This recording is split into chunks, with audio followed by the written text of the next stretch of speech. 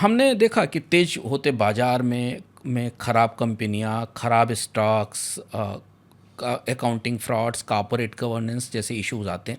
ये कौन से ऐसे इम्पॉर्टेंट रेड फ्लैग्स हैं जो आप हमेशा ध्यान में रखते हैं किसी कंपनी को चुनते हुए? क्योंकि अभी हम दो मामले अपने सामने देख लिए हमने, जनसोल का और इंडसइंड का, एक बैंक और एक स्टार्टअप कंपनी का। एक है, अगर कंपनीज में सीएफओ बहुत तेजी से बदल रहे हैं। अच्छा। कंपनी के सीएफओ को मालूम है बैलेंस शीट कैसे बनी है।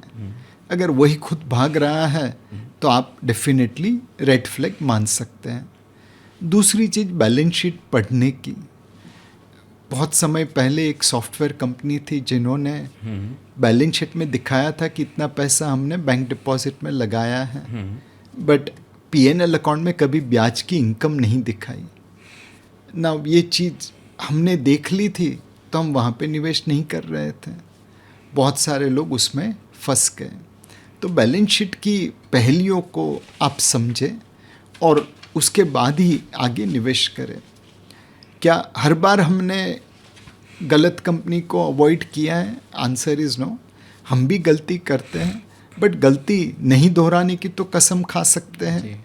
एक बार जहाँ पे हमें पता चला कि गड्ढे में गिरे हैं, दूसरी बार वहाँ पे जाना ही नहीं है। एंड फाइनली आप हमेशा जब भी किसी कंपनी में निवेश करते हैं, उसके मैनेजमेंट, उसके प्रमोटर में आप निवेश करते हैं, पार्टनरशिप उस एंटरप्रेन्योर से बनाते हैं। तो एक उसका पास्ट देखिए, कैसे उसने गवर्नेंस को, माइनॉरिटी शेयर होल्डर्स को प्रोटेक्ट किया है। Leopard can not change it's spot.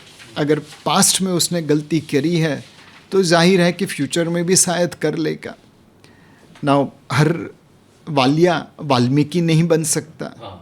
Walia से वाल्मीकि बन जाए तो ऑब्वियसली आप बहुत ज़्यादा पैसा बना सकते हैं, बट हर वालिया तो वाल्मीकि नहीं बनेगा, रामायण की रचना नहीं होगी।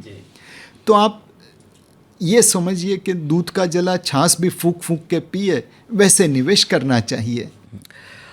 आईपीओ, फिनटेक और स्टार्टअप से के जो आईपीओ स्टॉक्स हैं, इनसे हमारी सबसे बड़ी लर्निंग क्या है बाजार में? एक, ये जो फिनटेक स्टार्टअप्स, नए इकोनॉमी की कंपनीज आ रही हैं, उनके बिजनेस मॉडल अलग हैं, बट अल्टीमेटली वैल्यू तो आपको अर्निंग्स की मिलती है। पाथ टू प्रॉफिटेबिलिटी कहाँ पे है? किसी का आगे है, किसी का पीछे है। तो आपको इन कंपनीज को इवेल्युएट करते समय एक पाथ टू प्रॉफिटेबिलिटी बनाना पड़ेगा, चाहे 2 साल बाद हो, चाहे 10 साल बाद हो। और उसी को फिर मैप करना पड़ेगा कि ये कंपनी जो हर क्वार्टरली नतीजे को दे रही है, उस पाथ टू प्रॉफिटेबिलिटी को आगे लेके आ रही है या पीछे लेके जा रही है।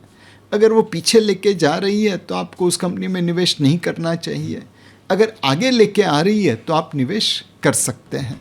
सो अल्टीमेटली मार्केट प्राइस और fair value is nothing but net present value of future cash flow.